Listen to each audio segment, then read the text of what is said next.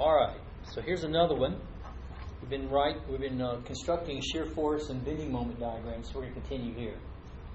Now this is a little bit different than we've had before. It's not a simple supported beam, it's a cantilever. So here's my reactions over here on the right.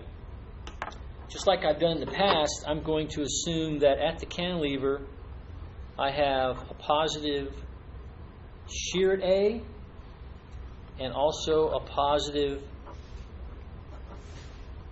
bending moment at A. And I'm going to find those values to see if they are truly positive or negative. So I'm going to use my equations of equilibrium on this structure to find these reactions. And when I'm doing that, I'm probably going to want to deal with this distributed load as an equivalent concentrated force. So let's do that real quick. It's a rectangular area, so that it's rectangular. It's a constant curve, so it's rectangular. So the concentrated equivalent force will be the area of that rectangle, base times height, which is 48 kips. And the distance from point A, I'll write that's half the distance. I'll write that in as 6 feet.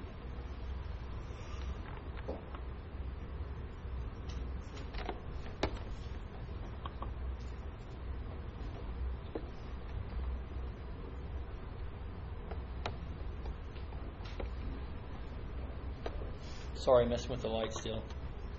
So let's find those values. So I'm going to start by summing moments at A.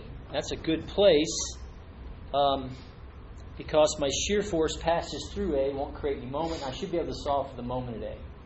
I'll assume right-hand rule for my sign convention. So starting with that, with right-hand rule, what kind of moment is this? Positive or negative?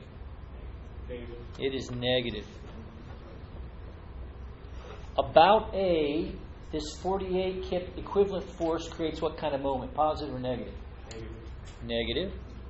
So I have a force of 48 kips times a moment arm from A of 6 feet. And way out here on the end, I got a 60 kip force. That's going to also create negative moment. And that has a moment arm of, I better add this in, 8 feet. Let's add 8 feet to that. You might want that dimension. So that's a total of 20. Then also way out here at the end is an applied couple of 100 kip feet. And according to my sign convention, that's also negative.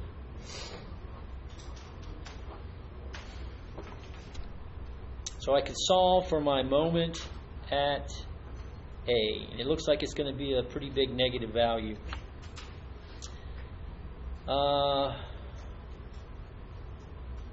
That's 1,200. I don't know. Somebody's going to tell me this. It's going to be a big number. Anyone else get 1,588? Yeah. That sounds reasonable. 1,588? Kips. Right. And it's negative. So I have a negative bending moment at A. And if I sum forces in the y direction, I should be able to find my value for shear here. So I'm assuming up is positive, so I assume my shear, positive shear, so that's up. My concentrated equivalent is down, so that's negative. The applied load is also down, so that's negative. So it looks like the shear at A is 108. And it came out positive. So now I should have all the values I need to get started. So I'll create a template from my starting point to my end point. Let's see some point. There's a transition here at 12 feet. The load stops and changes, so I'm going to add that in. That might be an important point. And that's really all I can see right now. All this other stuff is happening at the end, so I'll account for that later. So let's start, I'll assume a positive x direction. I'll let all my shears have units of kips, and this will be my positive shear. So starting here at the left side, what's the sheared A? Well, we solved for it. It was a positive 108. And our relationships say that the change in shear between any 2 points is the area under that associated portion of the load curve. So this is probably a pretty good spot to look at right here because the load curve is continuous. So the change in shear from 108 to something is equal to this area. Well, that area we've already found with the concentrated equivalent. It's 48. Is it positive or negative? Negative. So 108 minus 48 is 60.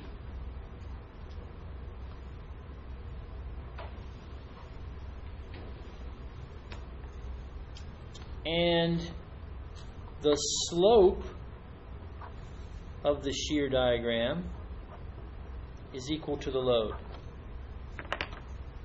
So between these 2 points, the slope of the shear diagram is equal to the load, and the load is constant and negative. So I have a constant, negative. So if we actually looked at that, it would be a negative 4-to-1 slope. So I have kind of a trapezoidal shaped shear distribution over the first 12 feet.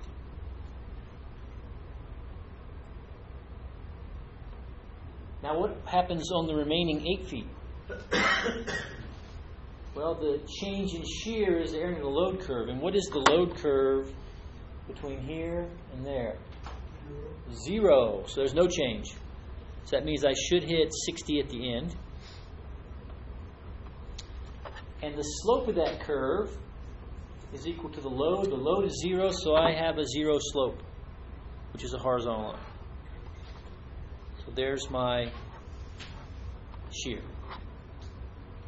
Now, looks like we have a positive 60 shear. Does this look like positive 60 shear to you? Well, let me kind of circle that and draw a little piece of that diagram down here. So I'm going to draw a little piece of that beam, dx thick, and on the right-hand side is where the applied load of 60 kips is. And just on the left-hand side would be where my positive shear is. Right? And if you some force is in the y direction, make sure it's 0, what do you get? Well, I've got my shear acting up, 60 kips down. So what does it say the shear is equal to? 60. Positive 60. And you just let that dx get as small as you want it to be and get right up to the force. So that makes sense.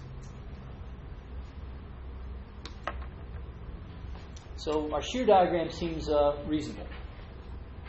So now let's draw the moment diagram. So I will assume positive x. There's my positive moment. All these values will be in kip feet. What is the bending moment at the start, at A?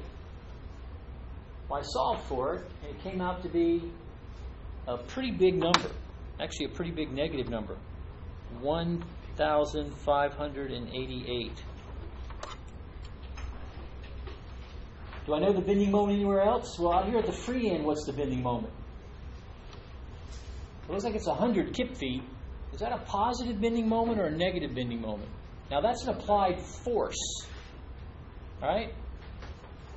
So if I come down to my little element here and I apply a moment of 100 kip feet and I assume a positive moment reaction, and I sum moments, what do I get?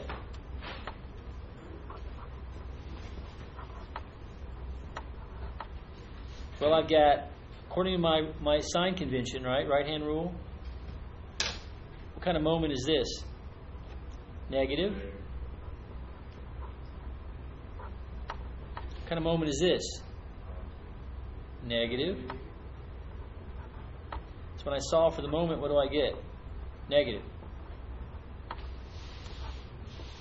So I should have a negative moment of 100 at the end. Let's see if we can get that.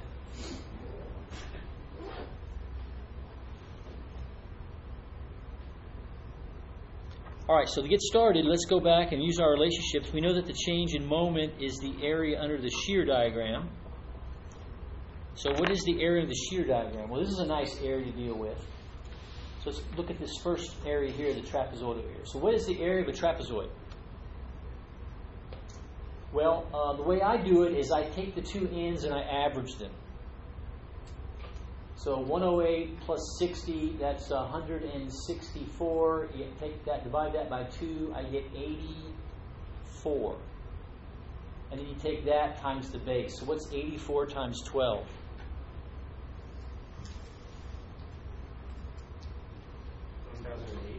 1008. Mm-hmm. So, and that's a positive area. So negative 1,588 plus 1,008 gives me 580. Does that sound right? You guys playing along at home? Yes? Yeah. So that should give me 508 negative. And the change in moment between any 2 points, the slope of the moment diagram is the shear. What is the shear value starting here? It's positive 108. And it decreases to positive 60. So this will be a little trickier for me to draw, but I'll do it anyway. So there's the 60 slope, and then we start off here with a slope that's a little bit bigger. So see, that's the positive 108 slope decreasing to a positive 60 slope. And if I sketch my curve in there, it's something like that. Kind of a parabolic section.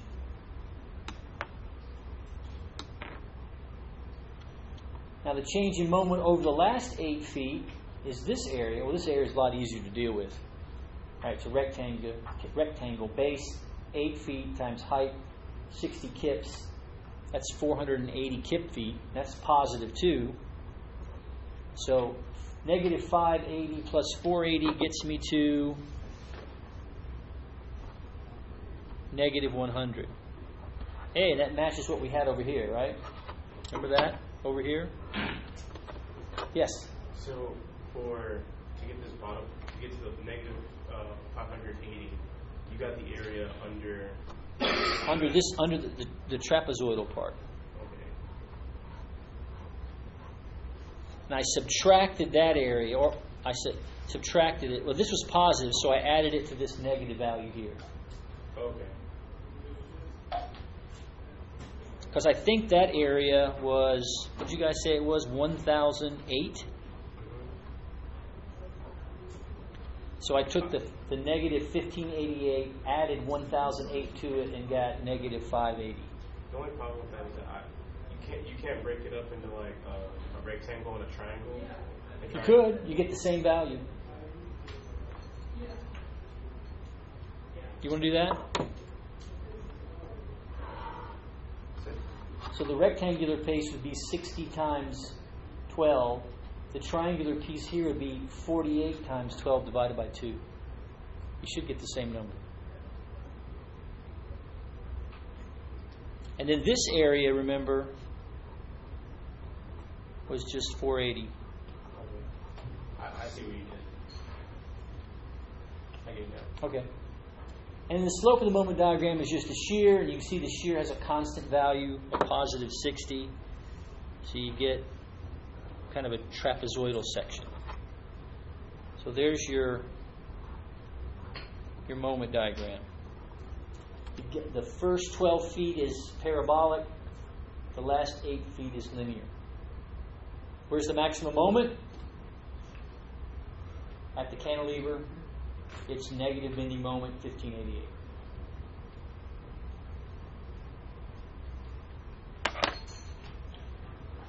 Any questions about that one?